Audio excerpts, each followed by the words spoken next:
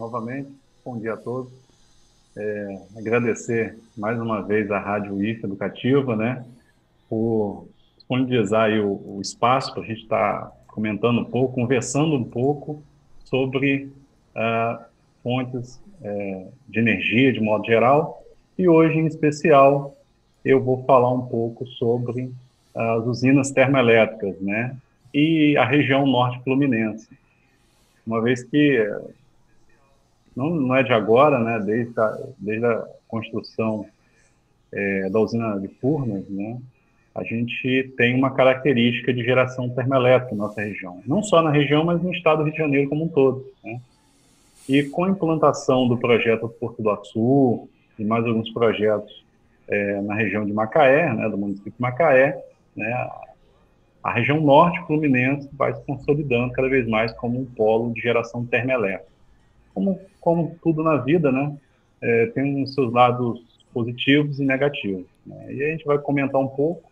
No primeiro momento,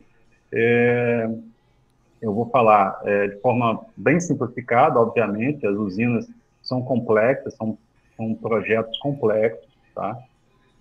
Operação, né, tudo automatizada, tem todo um sistema por trás, mas o que eu vou mostrar aqui é o princípio básico, né? O princípio básico que rege alguns modelos de usinas termoelétricas. Não dá para abranger tudo aqui, né? Tem várias configurações, vários ciclos de operação, né? Então, é um empreendimento de geração muito complexo. Porém, assim, eu vou tratar um pouco desse princípio, né?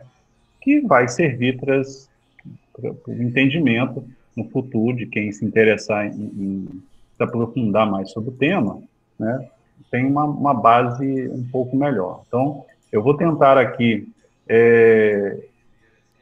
falar, né, com um linguajar não tão técnico, né, já que se a gente for buscar linguajar técnico, né, a gente esbarra lá, né, e é obrigado a falar, né, de princípios termodinâmicos, da física, né, a termodinâmica, que é uma área da física que, de certa forma, vai estudar a energia térmica dos sistemas, né, e observando as causas e as consequências relacionadas a algumas grandezas, como temperatura, pressão e volume nos sistemas, né? Então, assim, está muito ligado à engenharia também, né? Principalmente a engenharia mecânica, que estuda muito termodinâmica, né?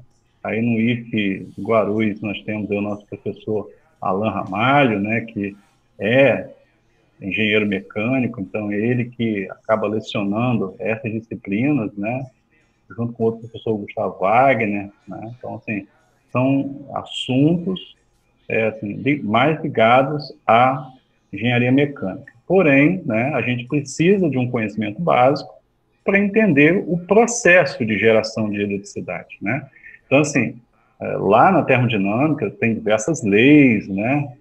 Na verdade, a lei 0123, né, da termodinâmica, né, que é o equilíbrio térmico, a lei de conservação de energia, a lei de irreversibilidade, reversibilidade dos processos físico-químicos, entropia, quer dizer, são conceitos lá da física, né, que é interessante para quem quiser se aprofundar, né, tentar buscar, né.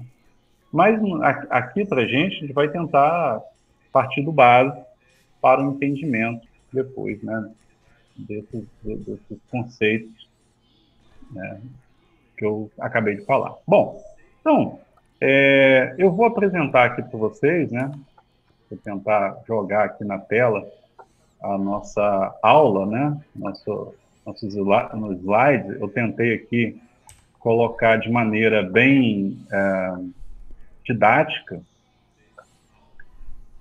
e bem simples, né, para a gente entender aqui, né. Bom, a primeira coisa é o seguinte, né, eu tenho que partir de alguns conceitos. Que conceitos são esses? Primeira coisa, o que de fato eu estou chamando de termoelétrica, né? Termoelétrica, na verdade, é um conjunto de obras e equipamentos. Por que obras e equipamentos? Porque eu estou falando aqui de um sistema aonde demanda de uma construção civil, né? Por mais que a termoelétrica, né, ela tenha muitos equipamentos, a gente foca muito nos equipamentos, mas tem toda uma obra civil inicial, né, de movimentação de terra, construção das fundações, né, toda a preparação de obra civil para que os equipamentos sejam instalados, né? Então, por isso que eu chamei a atenção também da obra civil, né? E também de equipamento, claro, né? E esses equipamentos eu vou comentar aqui com vocês, né? É claro que a finalidade é a geração de eletricidade através de máquinas térmicas, né? Eu vou falar o que é máquina térmica, né?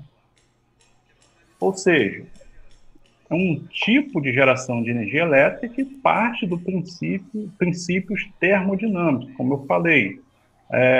Basicamente, usar calor para realizar trabalho. Então, tem toda uma área da física que estuda as relações aí que eu já falei, tá? Bom, então, uma termoelétrica, basicamente, o que você tem? Você tem um elemento combustível, tá? Que nesse caso pode ser renovável ou não renovável, uma fonte, né, de energia. Eu quero chamar a atenção também que, nesse caso, eu posso usar, por exemplo, como fonte não renovável, e é o que a gente mais usa aqui nas nossas termoelétricas, não só no estado do Rio, como no Brasil, né, o gás natural. Então, eu preciso queimar esse gás natural. Também eu posso utilizar carvão mineral, né? Ele está caindo em desuso em função do impacto que ele gera no ambiente, mas carvão mineral também pode ser utilizado, assim como biogás, oriundo de aterro sanitário. Você tem aí também lenha, tem vários outros combustíveis, né? O óleo diesel propriamente dito, né? Então, vários combustíveis que podem ser utilizados aí para ser queimado nas usinas termoelétricas, né? Qual o objetivo disso? Como eu falei, você queima um combustível para gerar energia térmica. Eu quero também ressaltar o seguinte, eu lembrei agora, eu ia falar mais para frente, mas aproveitando também, até mesmo botar uma pulga atrás da orelha do pessoal. Uma usina nuclear também é uma usina térmica, até porque ela se chama termoelétrica, né? A diferença é que, nesse caso, eu não queimo um combustível, tá? Eu não coloco fogo no combustível, né? O processo de geração de energia térmica em uma usina termonuclear é feito por um processo físico-químico chamado fissão nuclear. Então, o elemento combustível numa usina nuclear é o urânio, é o plutônio, são elementos radioativos, tá? Então, um outro processo, tá? Mas, de toda forma, eu tenho um elemento combustível, tá? Gera o calor, né? Então, o objetivo é gerar calor. E essa energia térmica, por sua vez, ela vai produzir uma energia mecânica, ou seja, botaram um equipamento chamado turbina para rodar. Esse movimento mecânico vai fazer com que eu gere energia elétrica no meu gerador, propriamente dito. Então, basicamente, essa sequência, né, da geração termoelétrica, em geral. Bom, dentro desse processo de usina termoelétrica, que eu estou chamando aí de UTE, que é uma abreviação aí que nós utilizamos, você tem aí processos que nós chamamos de ciclo simples, ciclo combinado. Para adiantar, só para que vocês tenham uma ideia, a usina aqui de Furnas, né, conhecida como usina de Furnas, que é a Roberto Silveira, que fica aqui na cidade de Campos, no bairro do Fundão, né, ela é de ciclo simples. A usina, por exemplo, de Macaé, né, essa que eu estou falando, a Mário Lago e a Norte Fluminense, né, caminha ao rio, vocês acabam percebendo, lado esquerdo, né, depois que você passa pelos Macaé, você acaba observando as usinas lá. Então, elas são de ciclo combinado. A do Porto do Açu será ciclo combinado. Não porque ciclo combinado é mais utilizada? Hoje, sim. Tá? E tem um porquê disso que eu vou comentar, tá bom? Então, essa é a ideia. Bom, e aí eu preciso falar de alguns ciclos de funcionamento. O ciclo simples baseia-se no ciclo de Rankine e o ciclo de Carnot também, tá? Bom, isso aí tem a ver, volto a dizer, com a termodinâmica, tá? Mas o que eu quero deixar bem claro é o seguinte: esses processos aí são, são processos termodinâmicos cíclicos, ou seja, ele tem um looping, ele vai rodar da seguinte forma. Mostrei um diagrama de blocos, só porque fique fácil de entendimento, eu vou explicar, mas talvez essa figurinha que eu vou passar agora fique mais ilustrativo, né? Vou tentar fazer um paralelo aí. Bom, o processo se dá a partir de quê? Bom, uma usina termoelétrica de ciclo simples, o que ela tem aí de equipamento? Os principais equipamentos, tá? Os principais. Eu tenho um sistema de bombeamento, uma bomba aqui, ó, estou mostrando que ela está entre o trecho 1 e o trecho 2. Eu vou tentar explicar aqui no sentido horário, tá? Então, ela vai puxar água, né? Ela vai bombear água do condensador, que é um equipamento, que eu também vou falar daqui a pouco, mas eu vou puxar uma água e vou jogar dentro de um equipamento chamado caldeira, tá? A caldeira é um equipamento aonde essa água vai entrar, tá? Essa água bombeada sob pressão vai entrar, e essa caldeira você pode pensar como se fosse uma panelinha de pressão. Aqui que eu estou mostrando a figurinha mais ilustrativa. Bom, então essa água entrando, ela entra com uma temperatura mais baixa. Então, eu tenho que jogar no sistema aí calor. Então, eu tenho que transferir calor para essa água, para ela mudar de estado, certo? Então, eu entro aqui com combustível. Pensa, então, como eu falei, a caldeira como se fosse uma panela de pressão. O que você tem no fogão, né? Você tem uma fonte de calor, que é a boca do fogão.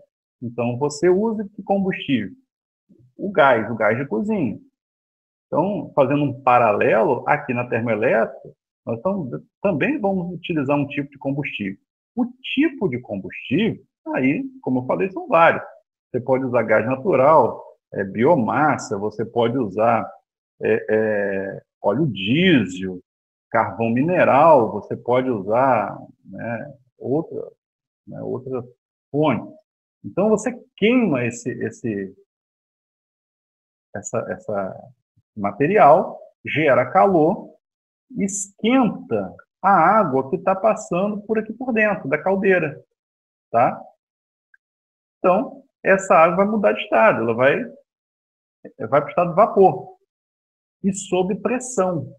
Então, do trecho 2 ao trecho 3, eu tenho uma transformação dessa água que está sendo bombeada, em estado líquido, para vapor, né? Então, se eu aumento a temperatura, ela vai aumentar o volume, ela vai expandir. Então, essa água, perdão, essa é água, né? Água no estado de vapor, né? Esse vapor sob pressão, ele passa aqui pela turbina, tá? Então, como eu estou mostrando aqui, ó, o vaporzinho, ele sai e vai para a turbina, ele entra num equipamento chamado turbina. Então, a ideia aqui é muito parecida, quem já fez essa experiência, né? A panela de pressão, né? Está no fogo lá, você vê que na tampa, né? Naquele pino que tem sobre a tampa, começa a sair um vaporzinho, né?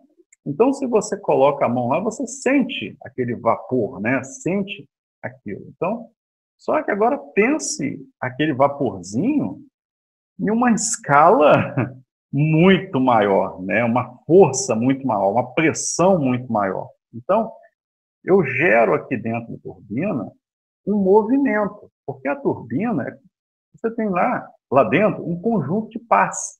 Então, esse vapor, né, vai pressionar a turbina e vai fazer com que ela gire. Internamente, ela vai girar. Então, um conjunto de pás aqui dentro. Presa a turbina, o eixo da turbina, você tem um gerador de eletricidade. Então, eu transfiro esse movimento mecânico para o meu gerador, que produz eletricidade. Né? Daí para frente, é um outro universo, né? Porque eu tenho subestações de energia que vai elevar essa energia, né? Aumentar a tensão elétrica produzida, colocar no sistema elétrico. Ou seja, o objetivo maior aqui da gente é entender o seguinte: olha, eu bombeio essa água é convertida de estado líquido para vapor, ela aumenta o volume, aumenta a temperatura, aumenta a pressão, boto para rodar essa turbina e transfiro o movimento mecânico para o meu gerador. E lá, por fenômeno eletromagnético, eu gero eletricidade. E aí? A partir do momento que o vapor realizou um trabalho aqui na turbina, diminui a pressão, né? Mas ele continua sendo vapor, diminui um pouco a temperatura, né? Então, como eu falei, isso aqui é cíclico. Então, esse circuito é fechado. Tá? Então, esse vapor tem que voltar a ser água de novo para dar sequência. Então, existe do trecho 4 ao trecho 1, fechando o circuito, um equipamento chamado condensador, que é um processo físico também. Né? O objetivo dele, transformar esse vapor novamente em estado líquido. Tá? Como é que eu faço isso? É uma troca de calor. Vamos dar um exemplo de novo de comida, né? Novamente, né? Vai chegando a hora do almoço, estou batendo a fome. Né? É o seguinte, quem já viu isso acontecer? Você lá está fazendo um arroz, né? E o arroz, a panela está lá tampada. Então você vai perceber quando você destampa a panela que tem várias gotículas presas à tampa da panela. Por que isso? Porque a água que está lá no arroz está evaporando, ela sobe, mais leve, ela evapora, e bate na tampa que está em uma temperatura menor. A tampa está mais fria. Então, existe um processo físico de condensação. O vapor que saiu do arroz, está fazendo arroz, subiu, mas quando ele chega lá em cima, ele topa com uma tampa que está mais fria. Então, existe aí um processo de condensação. Como é que eu faço isso lá dentro do meu equipamento chamado condensador? Eu bombeio uma água de um corpo hídrico, pode ser rio, pode ser lago, até mar, até do mar, tá? Eu bombeio essa água e jogo aqui dentro do condensador. Então, aqui dentro do condensador existe também um conjunto de tubulações que esse vapor, ao entrar em contato com essa tubulação, faz com que o vapor volte ao estado líquido, né? A água sai do estado vapor para o estado líquido. Não existe mistura entre as águas. É simplesmente uma tubulação que vem de um corpo hídrico, a tubulação passa aqui por dentro do condensador. Então, como o condensador também está passando o vapor, esse vapor bate nessa tubulação fria e faz com que ele condense e volte de novo aqui para o sistema. Tá? Então, esse corpo hídrico, por exemplo, é na usina aqui de Furnas, aqui em Campos, é a própria lagoa que fica ao lado. Então, ela bombeia a água de lá. E outra coisa também deixar bem claro é o seguinte, a água que vem do corpo hídrico não é a mesma água que roda aqui dentro da caldeira por um simples fato. A água que tem está rodando aqui dentro do circuito da usina termoelétrica, ela precisa ser retirada os sais minerais e vários elementos para que não corroa a turbina, as paletas da turbina. Então, essa água que roda aqui dentro é uma água tratada, diferente daqui, que é uma água bruta, tá? Pode ser bruta, ok? Então, basicamente, esse é o ciclo, né, simples de uma termoelétrica. Bom, aí você tem outro ciclo, que é o de Brayton. O que é isso? São as turbinas a gás, né? Mais comumente a gás, mas também conhecida como turbomáquinas. Tá? Então, aqui tem a figurinha de uma turbina a gás, por exemplo. Então, o que é que você tem? Um equipamento, tá? Ele é único, por mais que eu desenhe aqui de forma separada, mas ele é um equipamento único. Onde você tem aqui o seguinte, uma entrada de ar atmosférico, ar puro, simplesmente ar. É um compressor, como se fosse um compressor de encher pneu de bicicleta, ou pneu de carro, né? Eu comprimo o ar, então está aqui, estou puxando o ar, comprimindo esse ar e jogando esse ar comprimido dentro de uma câmara. Então esse ar sai daqui, entra em uma câmara e na câmara eu jogo aqui dentro um combustível, eu injeto um combustível. No nosso caso aqui, mais comum, é o gás natural. Então, injeto gás natural. Então, existe a ignição, né, expansão desse ar, geração de calor. Então, essa temperatura vai para mais de 400 graus. Tá? Então, esse aumento de volume, né, e aí, como o ar é comprimido, isso empurra esse ar comprimido, né, essa expansão aqui, faz com que a turbina entre em movimento. A turbina, nesse caso, a gás. É o vermelhinho aqui. Tá? Então, presa a turbina, mecanicamente, você tem o eixo do gerador. Está aqui, ó, o eixo do gerador. Certo? Apontando aqui com o mouse. Né? Então, mesmo esquema. Aí eu converto energia, eu estou convertendo energia mecânica em energia elétrica no meu gerador e vai embora. O grande empecilho aqui é porque esse gás, ao sair da turbina, ele sai superaquecido, né? São gases jogados na atmosfera, se for por esse ciclo. Só que você pode aproveitar esses gases superaquecidos, tá? Aqui é uma figura de uma turbina aberta, uma turbina real mesmo aberta, tá? Turbina não, perdão, né? Todo equipamento, né? Todo equipamento aberto, né? Bom, agora eu vou mostrar aqui o que seria o ciclo combinado. Poxa, assusta, né? Que agora juntou. Não, veja bem.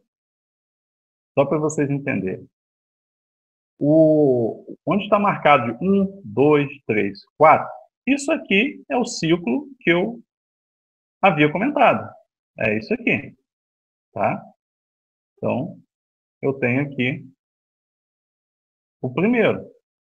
Então, da mesma forma, entra ar comprimido, comprime esse ar, esse ar comprimido joga aqui na câmara, a câmara, né?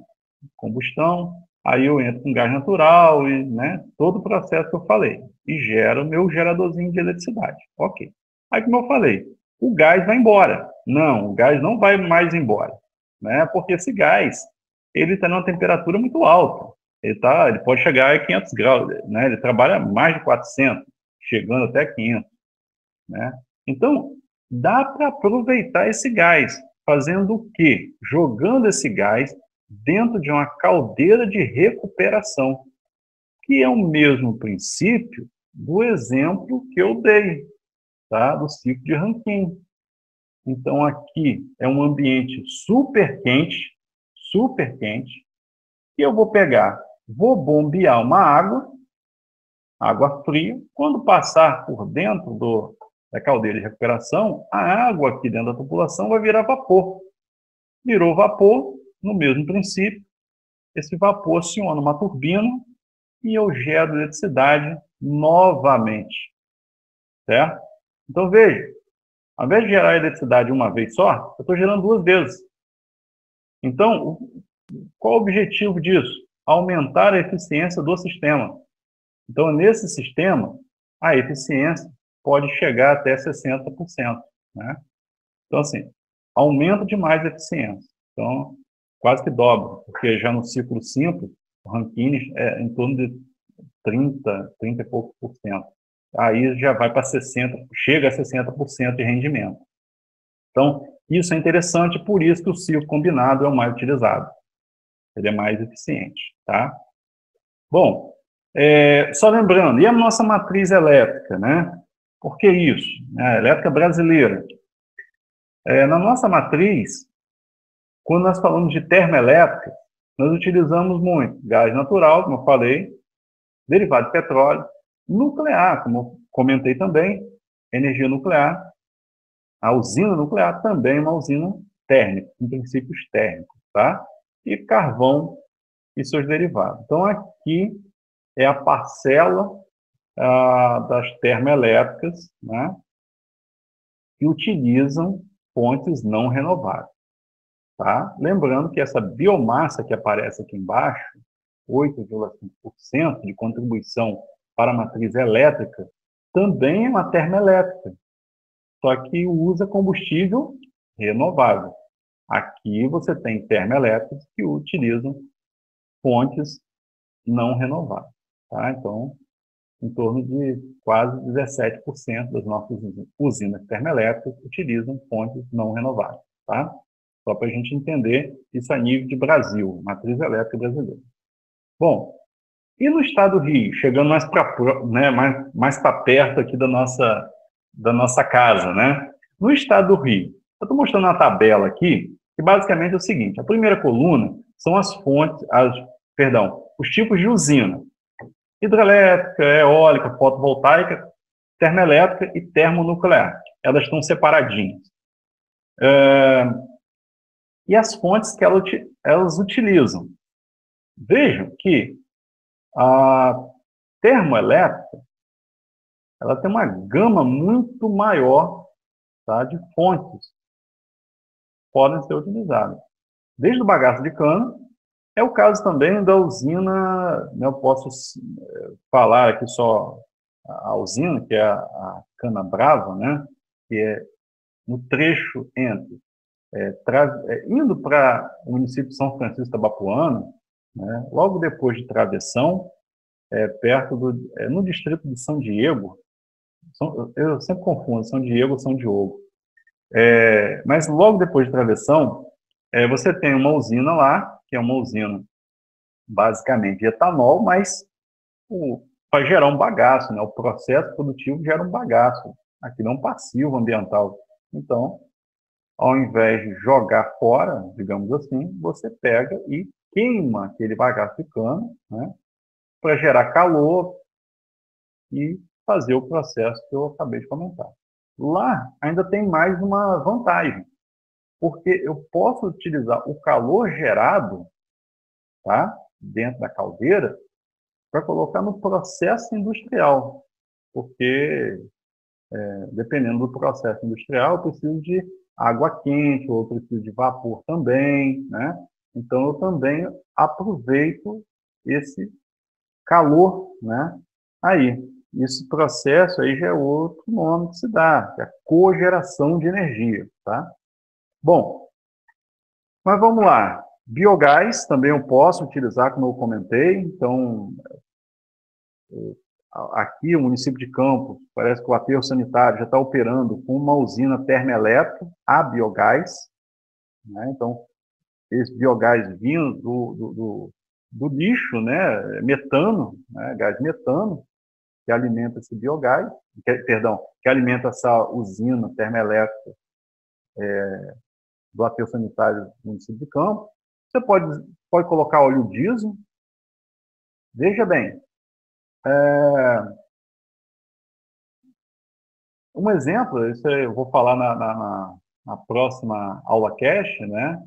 sobre grupos geradores a diesel e suas aplicações. Então, só para adiantar, né, eu posso ter um motor a diesel, né, como se fosse um motor de caminhão, acoplado a um gerador de eletricidade. Então, eu utilizo o óleo diesel, né, queimo esse óleo diesel, todo o processo como se fosse um caminhão mesmo, né, só que é estático, né, ele fica parado, né, mas eu posso utilizar óleo diesel. Gás de alto forno, porque muitas das vezes você tem aí siderúrgicas, né, que utilizam, né, esse gás proveniente da queima lá no alto forno, aproveita. Carvão vegetal, outros energéticos derivados do petróleo e o gás natural, né? Então, assim, a termoelétrica ela é muito mais flexível no combustível, né? E aí você tem a termoelétrica também, perdão, a termonuclear, que usa, no nosso caso, urânio. Nesse caso é Angra 1 e Angra 2.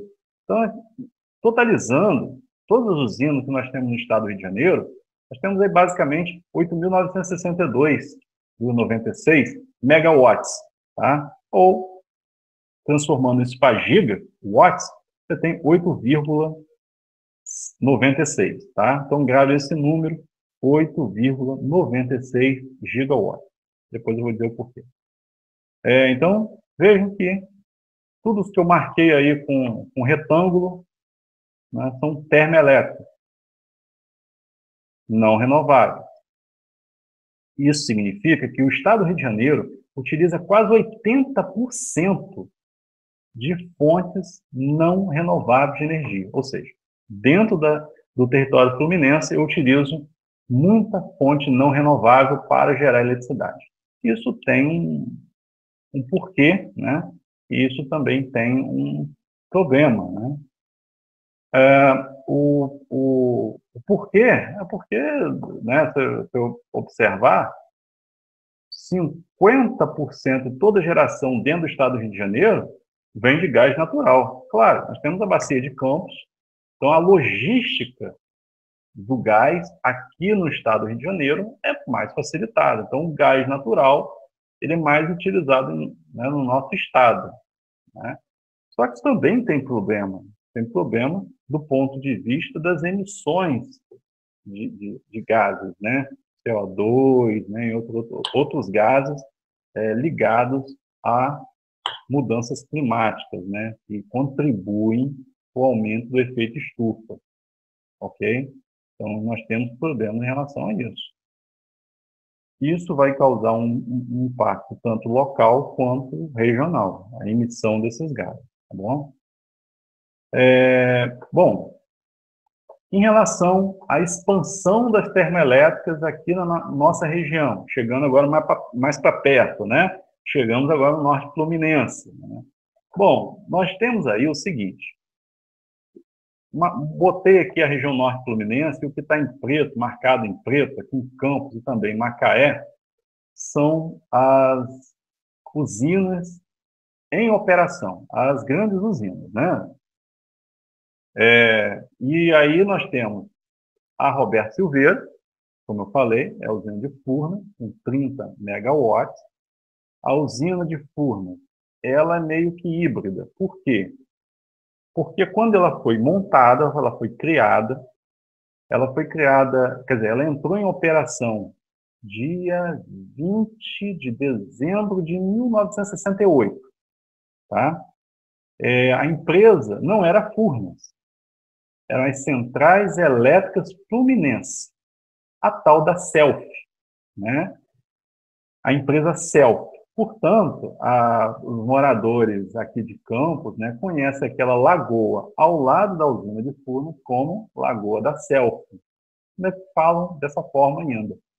Então, aquela lagoa porque usa, é o corpo hídrico que joga água dentro do condensador e utiliza essa água para outros fins dentro da usina, como eu comentei, né? Então, ela foi criada em 68 e ela operava com óleo BPF. O que é isso? É um óleo pesado, um óleo grosso, né? É um óleo com baixo ponto de fluidez, ou ponto de fulgor, mas é um óleo pesado, tá? É um óleo grosso, queimado, para isso, em termoelétrico. Bom, Hoje, ela trabalha com gás natural. Na verdade, hoje não, desde eu acho que, se eu não me engano, 97, 98, 1998, 97, ela foi convertida também para gás natural, quando passou o gás por dentro do município de Campos, da cidade de Campos, né? Então, ela foi adaptada, ok? Bom, tem mais curiosidade sobre a usina lá. Na verdade, ela tem duas turbinas, né? Então, cada usina termoelétrica tem suas configurações. Por exemplo, a que eu estou falando, a Roberto Silveira, são duas turbinas e uma caldeira. Entendeu? Então, é uma caldeira para duas turbinas, né? E dois geradores. Né? Então, assim, ela tem umas características diferentes. Cada processo tem, né? Sua particularidade. Bom, e nós temos as de Macaé, são mais novas. Elas foram implantadas por volta de 2001, 2002. E elas foram implantadas em que situação? Para quem tem mais de 30 anos, né, deve lembrar, nós tivemos nessa época o tal do apagão, né, um problema de racionamento de energia elétrica dentro do país. Naquele período, o governo da época lançou um programa para o incentivo das usinas térmicas, a instalação de usinas térmicas de forma emergencial. Então, saiu pipocando pelo país, né, em função disso, diversas usinas termoelétricas. E desse período surge, então, as usinas Norte Fluminense e Mário Lago. Tá? A Norte Fluminense pertence a um grupo francês e a Mário Lago pertence à Petrobras. Bom, então surge nessa época. Tá? Bom, agora, o que está em amarelinho são os projetos em andamento. Né? O Porto do Açul está mais adiantado, é o Novo Tempo GNA, né? Pertence à Prumo Logística. E aí, qual é a potência dessa usina? Né? Na verdade, são duas usinas em uma só, né? Mas a potência é de 3.110 megawatts, ou seja, 3,1 gigawatts. Ela vai trabalhar com gás natural. Tá? E a outra em Macaé, projeto, até onde eu sei, está em fase de projeto. Eu não, assim, não sei o andamento exato, por conta também de pandemia, como é que está a coisa, mas é Margem Azul, tá? O projeto da Pátria Investimento, tem uma parte da Pátria Investimento, uma parte da Shell, outra parte da Mitsubishi, né? Então, esse gás natural vem do pré-sal. A ideia é vir do pré-sal, tá? Da área do pré-sal. Então, tem esse empreendimento em Macaé, tem um empreendimento em São João da Barra. Aquilo que eu comentei. O grande problema, assim, grande problema não, mas assim, o que nos chama a atenção, não é problema, pelo amor de Deus. Mas assim, o que nos chama a atenção, e aí por isso que eu coloquei como título a expansão da geração termoelétrica no Norte Fluminense, esses novos projetos equivalerão a 41% da matriz elétrica fluminense existente. Lembrando, como eu falei, todas as usinas instaladas no estado do Rio de Janeiro produzem 8,96 gigawatts. Veja que só a usina do Porto do Açu, né, instalada em São João da Barra, tem 3,1 gigawatts. Tá? Então, é praticamente um terço dele, né, tudo que nós temos hoje. Né?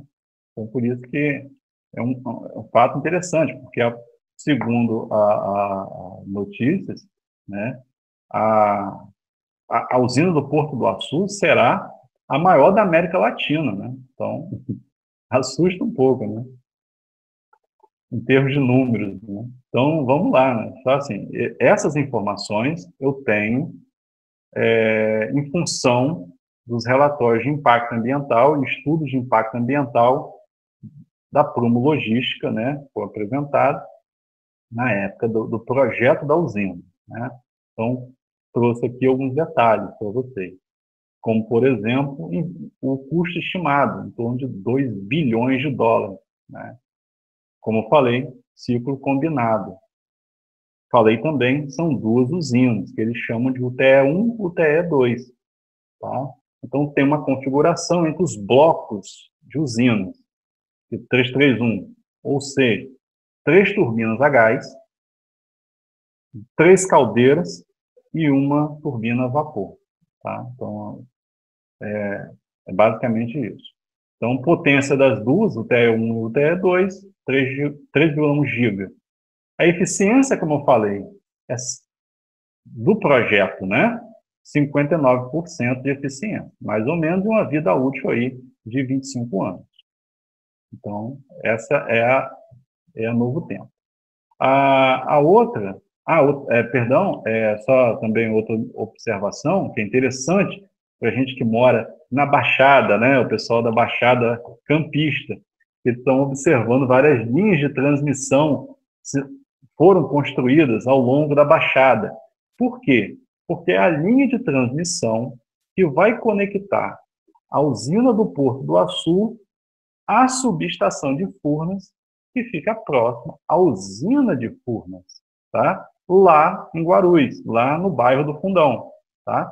Então, essa é a ideia. É uma linha que vai conectar com uma tensão de 345 kV, ou 345 mil volts, tá? Então, sai do Porto do Açu, contorna a Baixada, contorna a cidade de Campos inteira, né?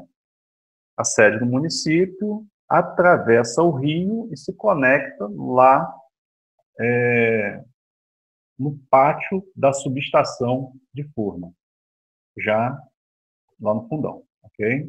Então, e lá será a conexão da usina do Porto do Açu ao sistema elétrico, né? Ao sistema interligado nacional. Só curiosidade.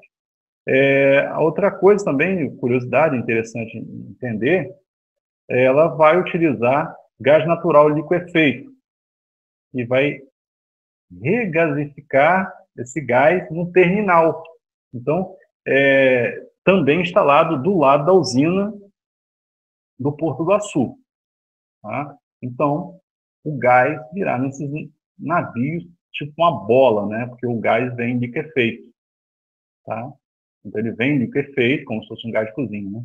Ele vem liquefeito e depois tem todo um processo de mudança lá. Tá? Bom, consumo estimado de gás, 13 milhões de metros cúbicos por dia. Isso é uma quantidade absurda, né? São 13 milhões de metros cúbicos, isso diariamente. Bom, outra coisa também que chama a atenção, é isso em função da grandiosidade do projeto, tá, gente? É o consumo de água, né? Veja, consumo de água doce, né? Para a usina, né? Como eu falei, a usina termoelétrica sempre precisa de um corpo hídrico, né? Então, aqui nós teremos aí, de cada bloco, quer dizer, como são duas termoelétricas, cada uma, 75 toneladas por hora, né? De água doce. São duas usinas, então, 150, tá? Toneladas por hora de água doce. Aí tem todas as outros valores, né? Bom, em termos de emissão, esse é o ponto que, assim, precisa ligar o alerta amarelo, e é interessante, a comunidade científica também, eles monitoram, tá? A usina será monitorada, ela já é monitorada em termos de emissão hoje, né? Ou seja, sem usina já se tem um monitoramento para ver como que é o ambiente em termos de gases, né? Já tem um monitoramento, e depois ela entrando em operação, você tem um monitoramento contínuo também dos gases emitidos por ela. Ok, mas eu estou querendo dizer o seguinte, a comunidade científica local também precisa medir esses gases também que estão sendo produzidos pela usina, né, em nossa região. Então, assim, é um ponto interessante de estudo para as universidades. Isso é o que eu vejo, é a minha opinião. É um potencial muito grande de estudo de como essa usina, depois de entrada em operação, como é que vai se dar essa questão das emissões de gases, não só o CO2, aqui a gente chama de CO2, que é o principal, mas aí você tem o metano, você tem, né, o N2O, o NOx, tem diversos gases que são produzidos pelas usinas termoelétricas, dependendo do combustível que ela queima, né, além de material particulado. Mas isso é um ponto interessante para a comunidade científica tentar investigar se a usina vai impactar de alguma forma em nossa região. Então, por quê? Porque você tem aí uma quantidade de gás sendo gerado, vou mostrar aqui por ano, né? Você tem aí 214.961, 215 mil toneladas de CO2 jogadas na atmosfera por ano. Então, assim, é uma quantidade considerável. Então, eu ligo esse alerta. Por quê? Porque nesse último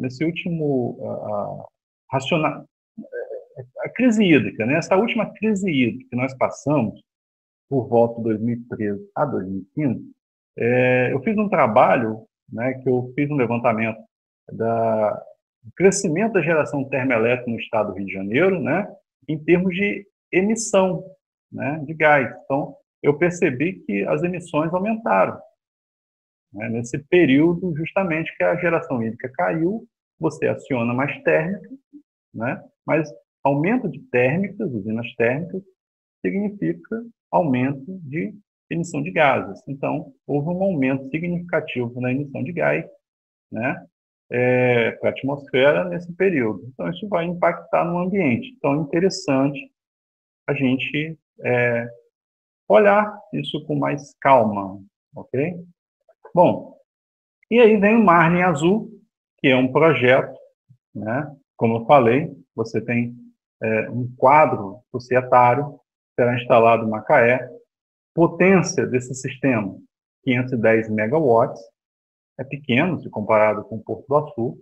A previsão é 2022, né, mas quer dizer, daqui a 2 anos, mas aí, né, não sei se isso foi mudado, ok? Investimento estimado aí de 700 milhões, e o consumo de gás natural, 2 milhões de metros cúbicos por dia. Então, é uma quantidade também muito grande. E o mais, tem potencial para quadruplicar a sua capacidade de geração. Então, assim, é uma perspectiva aqui para a nossa região interessante, né? Se você pensa do ponto de vista econômico. Do ponto de vista econômico, esses empreendimentos, né, acabam trazendo aqui para a gente, né, aumento de receita para os municípios, né, maior empregabilidade, né, então gira, melhora um pouco a nossa economia. Como eu falei, tudo tem seu lado positivo e negativo. E a gente tem que ficar de olho também nessas emissões de gases, né? Então, é importante esse equilíbrio aí, né? O equilíbrio entre ambiente, economia, né? Então, a gente precisa buscar e observar esse tipo de coisa. Mas, do ponto de vista econômico, isso traz, né, uma perspectiva de emprego para a nossa região, né, em tempos tão difíceis. Né? Espero que esses empreendimentos, de fato, se concretizem. Né? Bom, uma coisa também que é interessante a gente estar comentando é o seguinte, existe um decreto estadual, de 2008, que trata de um mecanismo de compensação energética de térmicas a combustíveis que possam ser instalados dentro do Estado. Ou seja, se você tem um empreendimento termoelétrico que vai usar combustível fóssil aqui dentro do Estado do Rio, você tem que, de certa forma, compensar, tá? Minimizar os efeitos do uso de combustível fóssil. né, para combater aí o aquecimento global. Botei entre aspas, porque esse conceito aquecimento não é uma mudanças climáticas, que eu acho que o mais correto, tá? Mas combater isso aí, diminuir as emissões, uma vez que eu falei, essas termoelétricas com combustível fóssil utilizam mais, geram mais gases que impactam nas mudanças climáticas. Então, pensando nisso, essa lei tenta minimizar isso aí, tá? Então, como assim? Minimizar de seguinte forma. Você precisa, né, você que eu digo, o empreendimento precisa disponibilizar em, em forma de fonte de energia renovável e eficiência energética 3% da potência instalada do empreendimento. Vou dar o exemplo aqui do Porto do Açu. Como o Porto do Açu, a usina do Porto do Açu, tem potência de 3,1 gigawatts, ou 3.100 megawatts, 3% disso, dessa potência, tem que ser compensada, sendo que dos 3%, 2% através de fontes renováveis de energia, outras fontes, eólica, solar, e 1% em eficiência energética. E aí eu vejo também uma grande perspectiva, porque 3% disso, da usina de lá, significa 93 megawatts. Isso equivale a 3 vezes o parque eólico de Gargaú em termos de potência. Entendeu? Então, assim, é uma quantidade considerável, porque o empreendimento é grande. Tá? Então, as usinas fazem isso? Fazem. A, a de Macaé tem um sistema fotovoltaico enorme lá, entendeu? Uma forma de compensação. Tá? Então, assim, eu vejo uma perspectiva muito boa, de certa forma, respeitada aí as questões relacionadas ao ambiente, respeitadas as emissões de gases, né, isso sendo monitorado de forma ideal, né, tanto por parte da empresa como a comunidade acadêmica local, né, eu vejo uma perspectiva interessante na geração aqui termoelétrica. Por que isso? Porque a termoelétrica, o gás natural, é um combustível que a gente chama de transição. O que é isso? O gás natural é menos pior em termos de emissão do que um carvão. Por que o carvão que eu estou citando? Porque o projeto inicial das usinas termoelétricas a serem instaladas no Porto do Açu, ainda com o projeto do Eike Batista, né, da empresa, né, LLX, né, LBX, o Grupo X.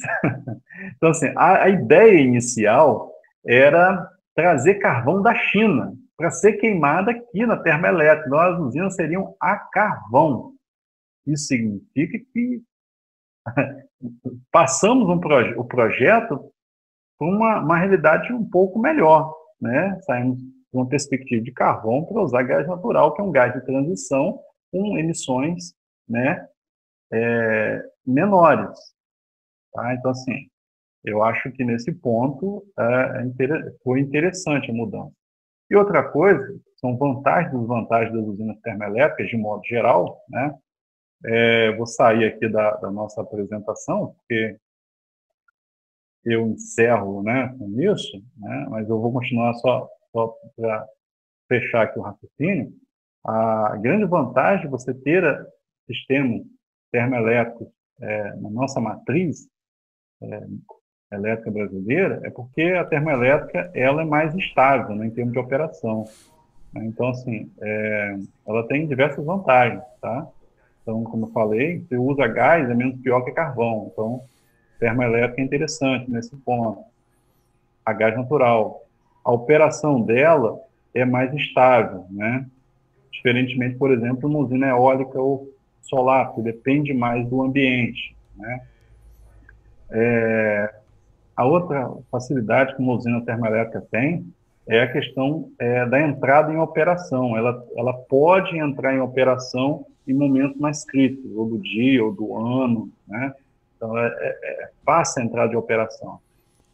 Tem outra vantagem, a construção. A construção dela é mais rápida, tá? Se você compara isso com uma usina hidrelétrica, né? Então, assim, como tudo, tem vantagens e desvantagens, tá?